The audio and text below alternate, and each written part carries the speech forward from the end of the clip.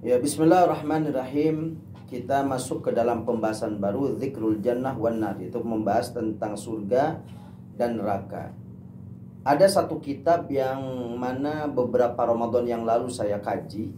Kitabnya itu judulnya panjang, Mala ainun ra'at wala udhunun sami'at wala khatara ala qalbi bashar. Itu kitab membahas tentang seputar surga dan neraka. Seperti apa surga, seperti apa neraka. Khusus surga ini. Pembahasannya khusus surga. Kitab itu khusus pembahasan surga. Itu bisa dilihat di situ ya, kalau pengen lebih komplit seperti apa. Dan kitab-kitab lain sebenarnya banyak juga ya. Qala Rasulullah sallallahu alaihi wasallam. Poin yang pertama, Rasulullah SAW beliau bersabda, Ahlul jannah ishruna wa mi'atu sinfin. Penduduk surga itu terbagi menjadi 120 bagian. Ya, ada 120 golongan. Samanuna min hadhil ummah, dan 80 golongan dari umat Nabi Muhammad sallallahu alaihi wasallam. Masya Allah. Ini ya perlu diketahui bahwa nikmatnya umat Nabi Muhammad sallallahu alaihi wasallam kita ini, dikatakan bahwa kita ini hidup di akhir zaman. Sudah serba nikmat ya kan? Panas, ada AC. Kedinginan, ada penghangat. Ya. Terus mau jalan kemana sudah ada, dari mulai yang paling santai, delman. Nanti agak cepat dikit sepeda, agak cepat lagi motor. Motornya macam-macam juga. Habis itu ada mobil, yang mobil-mobil tua ya. Mobil tercepat sampai ada kereta, ada kapal, ada pesawat. Yang tercepat pesawat sekarang. Sebelum itu ada juga helikopter ya. Nah, kita mau kemana sudah enak. Ya, mau apapun ya. Panas bisa jadi dingin, dingin bisa jadi panas. Kebutuhan apapun kita, oh masya Allah. Mau makanan apa, apalagi hidup di Indonesia. Indonesia ini bagi mereka-mereka yang orang luar yang pernah ke Indonesia atau orang Indonesia yang pernah ke luar negeri, itu pasti mereka akan merasakan bagaimana nikmatnya Indonesia. Surganya dunia Indonesia. Makanan apapun ada, banyak banget. Bahkan dari satu bahan itu bisa jadi beberapa makanan. Dari singkong saja, sudah berapa macam kalau mau kita bahas. Ada yang keringnya, keripiknya, gapleknya. Ya, mungkin ada yang ingat gaplek ya. Dan lain sebagainya, itu dari bahan singkong. Berbagai macam makanan. Dari ubi juga. Bahkan bapel itu bahan peledak ya. Ada yang macam-macam lah kalau kita bahas. Makanan apapun, mie macam-macam mie banyak sekarang. Nah, ini umat Nabi Muhammad tuh enak luar biasa. Hidup di akhir zaman, dia beribadah sedikit tetapi pahala banyak, seperti Lailatul Qadar. Sehingga Allah memberikan beberapa malam yang istimewa. Apa tujuannya? Supaya umat Nabi Muhammad itu beramal dikit tapi pahala banyak. Zaman dulu itu kan kalau pengen amal 1000 tahun, maka harus hidup 1000 tahun. Tapi umat Nabi Muhammad cuman semalam doang ibadah kepada Allah Subhanahu wa taala di Lailatul Qadar, maka khairun min alfi syahr. Lebih bagus daripada 1000 bulan. Jadi Allah memberikan bulan-bulan istimewa, hari-hari istimewa. Tujuannya apa? Supaya umat Nabi Muhammad dengan beramal sedikit pahala banyak. Begitu. Hidup di akhir zaman, mendapatkan Nabi yang paling mulia, lalu kehidupannya juga nyaman. Setelah itu dia nanti masuk surga paling awal. Setelah paling awal, dari 120 golongan ya, ahli surga, yang 80-nya dari umat Nabi Muhammad sallallahu alaihi wasallam. Ini merupakan nikmat yang sangat luar biasa yang Allah berikan kepada kita semua. Bayangkan kalau kita hidup ya, dijadikan oleh Allah di zaman Nabi Musa misalkan, atau zaman Nabi Isa, terus menjadi Bani Israel lagi. Bukan sebagai seorang muslim. Allah Rabbi, ini nikmat yang Allah SWT berikan kepada kita. Samanuna min hadil ummah. Jadi 120 golongan penduduk surga atau golongan di surga itu, yang 80-nya adalah dari umat Nabi Muhammad, wa arba'una min sairil umam, dan yang sisanya 40 golongan ini terbagi dari beberapa umat-umat yang lain. Sekarang nabinya aja selain Nabi Muhammad berarti berapa? 24 ya. 24. Ininya 40. Kalau satu umat, satu nabi, dua saja sudah 50. Kurang 48. Sementara ini cuma 40. Berarti setiap nabi cuma mendapatkan satu golongan. Ya, ada 24 berarti. Yang selebihnya berapa itu? Kalau 24 berarti 16. Sisa yang 16-nya nggak tahu nih di nabi yang mana. Mungkin kebagian satu-satu dan sebagian yang lain nggak dapat. Atau mungkin ada satu nabi dapat 3 golongan sehingga yang lain dapatnya tetap satu-satu. Seperti itu. Tapi umat Nabi Muhammad SAW 80 golongan. Ya, dari umat Nabi Muhammad SAW. Poin yang kedua, yadkhulu ahlul jannati al jannata ala arba'i sifatin. Penduduk-penduduk surga ketika mereka itu masuk ke dalam surganya Allah Subhanahu wa taala, maka terbagi menjadi 4 sifat. Ya, terbagi menjadi 4 sifat. Yang pertama, ala umri Nabiillahi Isa alaihi salam. Ada yang sesuai dengan umurnya Nabi Allah Isa. Yaitu berapa? Jadi masuk surganya ini lama banget prosesnya. Seumuran Nabi Isa. Wa huwa salasun wa salasuna sanatan indama rufi'a minal ardi. Yaitu adalah selama 33 tahun. Proses dia masuk surganya selama 33 tahun, sebagaimana tahun di mana Nabiullah Isa diangkat oleh Allah SWT dari muka bumi ini. Jadi Nabi Isa itu cuma sebentar berarti ya. Hidup di dunia Nabi Isa itu cuma sebentar. Cuma 33 tahun. Setelah itu diangkat oleh Allah Subhanahu wa taala ke langit. Ya. Ini yang pertama. Jadi ada orang yang masuk surga itu, proses masuk surga berapa tahun lamanya? 33 tahun. Sesuai dengan umur Nabi Isa ketika diangkat oleh Allah ke langit. Yang kedua, ala husni nabillahi Yusuf alaihissalam. Ada yang masuk surga itu sifatnya ganteng orangnya. Ketika orang itu masuk surga, ganteng sebagaimana kegantengannya Nabi Allah Yusuf alaihissalam. Ya, atau bisa juga begini ya, bisa kita ulang yang umur Nabi Isa itu artinya orang itu ketika masuk surga dia umurnya umur 33 tahun, kayak gitu ya. Umurnya umur 33 tahun bukan berarti proses masuknya 33 tahun, bukan. Tetapi walaupun sudah tua dia akan berubah menjadi muda, ya, wajahnya seolah-olah seperti orang berumur 33 tahun. Ya, lebih muda dari saya mestinya. Ya. Jadi orang ketika masuk surga itu ada yang seperti umur 33 tahun, yaitu seperti umuran Nabi Isa. Yang kedua, ada yang ganteng seperti gantengnya Nabi Yusuf alaihissalam. Yang ketiga, ala tuli nabiillah Adam wa wasituna dzira'an. Ada yang ketika masuk surga itu orangnya tinggi. Tingginya itu seperti tingginya Nabi Adam. Berapa tingginya Nabi Adam? Nabi Adam itu tingginya ada situna dzira'an, 60 dzira'. Berapa 60 dzira' itu? 1 dzira' itu sekitar setengah meter. Sedengan orang-orang orang yang sedengan dari sini, dari ujung jari ke sikut itu 1 dzira' namanya. Setengah meteran. Setengah meter kalau 30 dzira' dibagi 2 berarti bukan bagi 2, setengah meter 1 dzira'nya. Berarti 30 meter. Ya. Ada yang mengatakan 30 dzira' Nabi Adam itu, sehingga 15 meter. Ini enggak, di sini situna dzira'an, 60 dzira', berarti 30 meter Nabi Adam itu tingginya. Jadi ada orang yang masuk surga dengan tinggi orangnya. Tingginya setinggi Nabi Adam, yaitu 30 meter. Orang tinggi 30 meter gimana, kebayang ya? Masya Allah. Mahal itu bikin celananya. Ya. Nah, yang keempat, ala lughati sayyidina Muhammadin sallallahu alaihi wasallam wa ya al-lughah al-arabiyyah. Nah, jadi masuk surga, di surga itu bahasanya adalah bahasa Arab. Makanya ini yang tidak bisa bahasa Arab ini nanti gimana?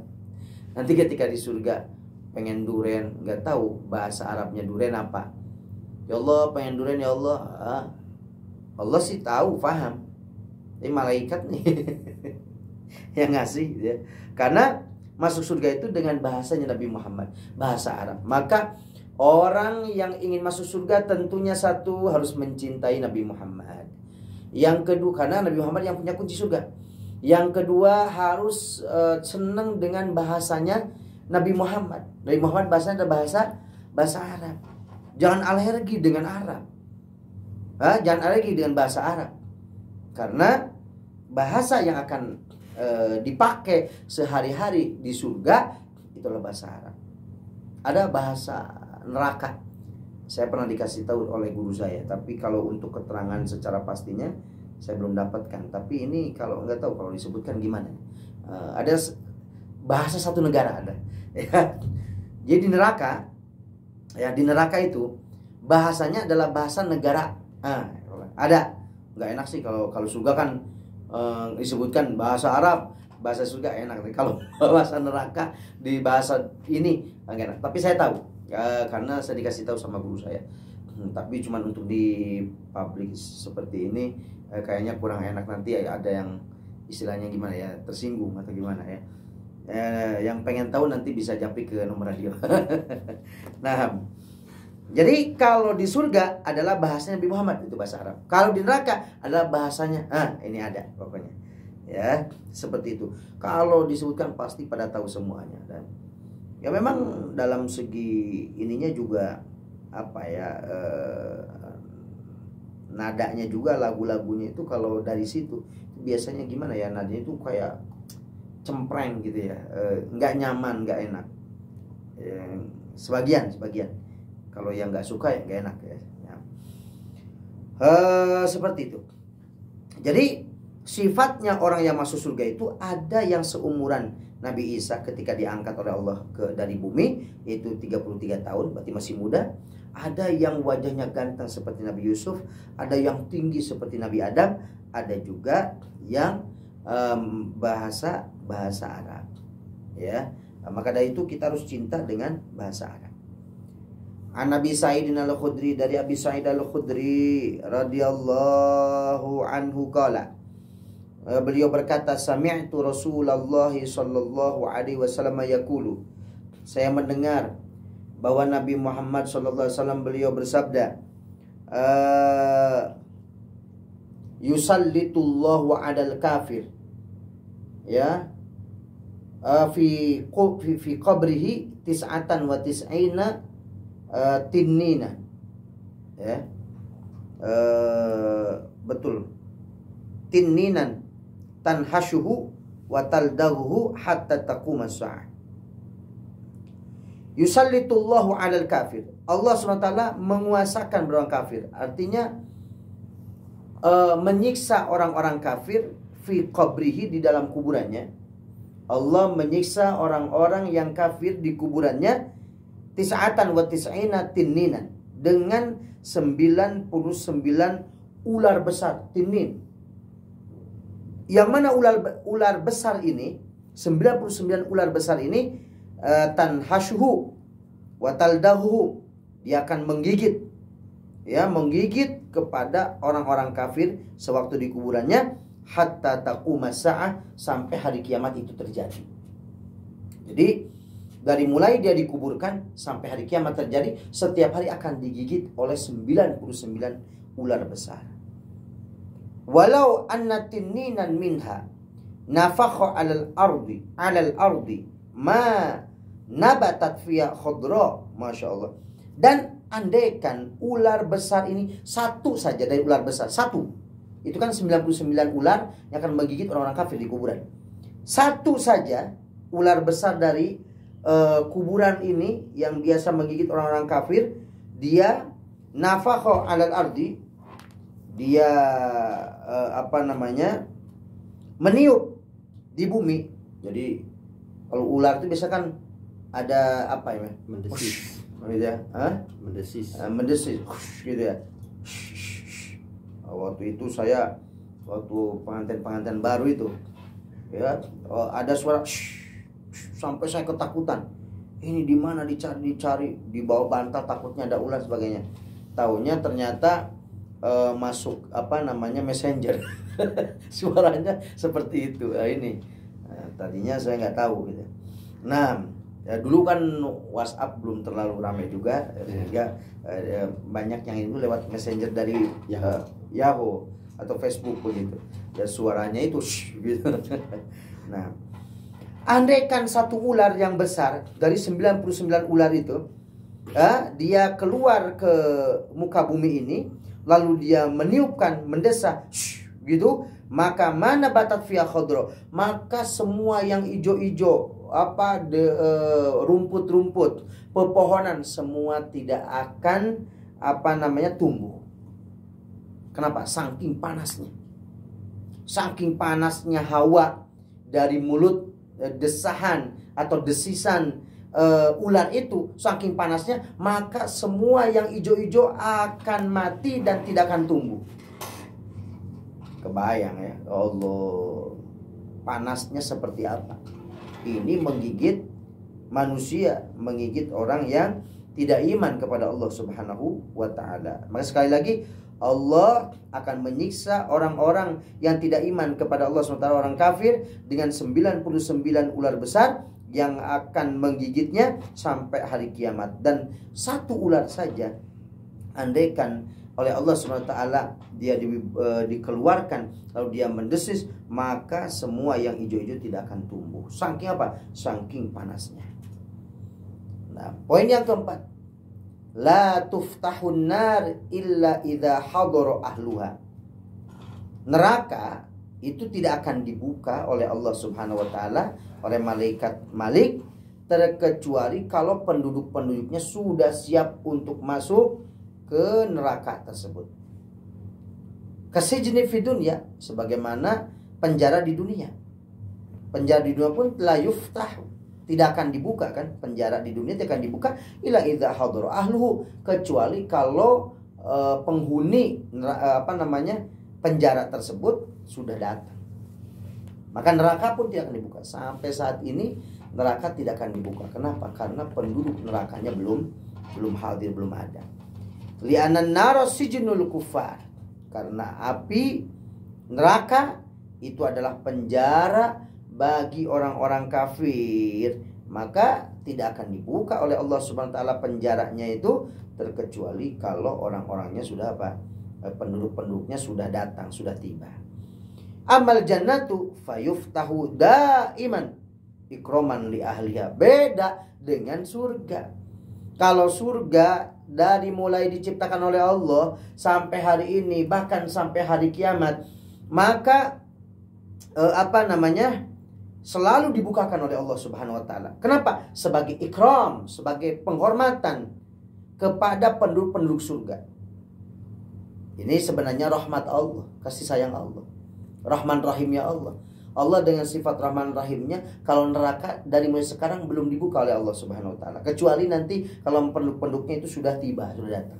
Tapi surga dari mulai diciptakan oleh Allah sampai hari ini, sampai hari kiamat, selalu dibukakan. Kenapa? Karena memuliakan para penduduk surganya. Kama anta tukrimud duyufa taftahu baitak lahum qabla majihim.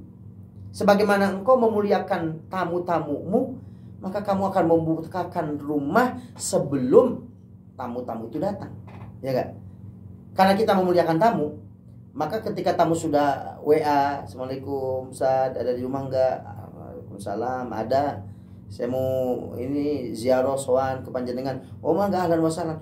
Itu sekarang ada di mana? Saya di perjalanan, insyaallah bentar lagi nyampe. Gimana? Pintu sudah dibuka, makanan sudah disiapkan. Untuk apa? Karena memuliakan kepada tamu. Begitupun surga. Surga sudah dibuka oleh Allah Subhanahu wa taala sebagai penghormatan kepada para penduduk surga.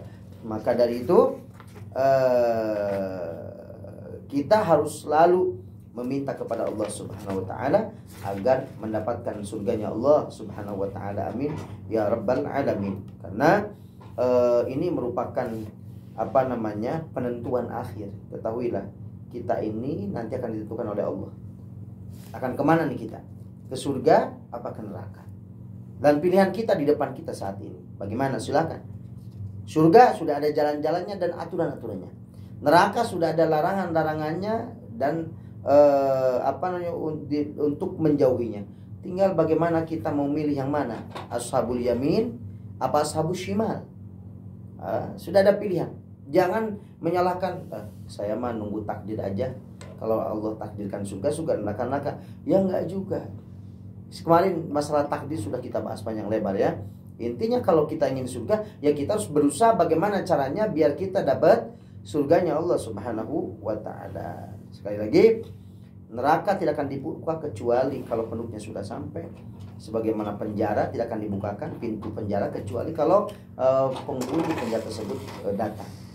Dan surga akan selalu dibuka sebagai penghormatan kepada para penduduknya, sebagaimana ketika ada tamu mau datang ke rumah kita, maka sudah kita bukakan pintu dari jauh-jauh ya, supaya nanti tamu-tamu datang langsung masuk. Dan itu sebagai penghormatan, sebagai kemuliaan bagi para tamu. Begitupun para ahli-ahli surga, maka pintunya akan selalu dibukakan oleh Allah Subhanahu wa ta'ala. Jahannamu adna darokatin nar wa yasukna usatil muslimin. Ternyata jahanam itu bukan neraka yang paling bahaya sebenarnya, yang paling parah. Kita kan sering dengarnya jahanam itu istilahnya neraka yang paling yang paling serem gitu ya. Ternyata jahanam itu justru neraka yang paling ringan. Ya, yang di bawah sirat itu, ketika kita nanti akan melewati sirat, itu di bawahnya neraka jahanam. Jahannamu adna darokatin nar. Neraka jahanam itu adalah neraka yang paling dekat, yang paling tinggi, bukan yang paling bawah, yang paling tinggi. Ya, wa yasukna usatil muslimin, itu adalah tempat untuk para kaum muslimin yang bermaksiat. Allah Rabbi. Orang-orang muslim itu tetap akan masuk neraka kalau memang mereka mempunyai dosa. Allah, semoga kita jangan sampai masuk neraka terlebih dahulu ya. Jadi tempatnya jahanam adalah tempat bagi para muslimin yang bermaksiat kepada Allah Subhanahu wa taala. Wa akhiru man yakhruju minna rajulun min Juhainah ba'da sab'ati alafi sanatin summa ba'dalika tukhrab. Dan dikatakan akhir orang yang akan keluar dari neraka jahanam adalah orang dari Juhainah. Yang jelas di sini kita bersyukur pada Allah, bukan kita. Ya. Bukan kita yang paling terakhir keluar dari mana? Keluar dari neraka. Jadi orang yang paling terakhir keluar dari neraka adalah seorang laki-laki yang dari Juhainah ba'da sab'ati alafi sanatin, setelah 7.000 tahun. Setelah 7.000 tahun di neraka jahanam, diazab oleh Allah. Ini orang muslim, lalu dia keluar dan akan masuk surga. Berarti ada yang 6.000 tahun. Ada yang 1.000 tahun di neraka ini. Jadi ini jahanam ya. Jahanam itu adalah neraka yang dikhususkan bagi orang-orang muslim yang bermaksiat. Ini neraka paling ringan.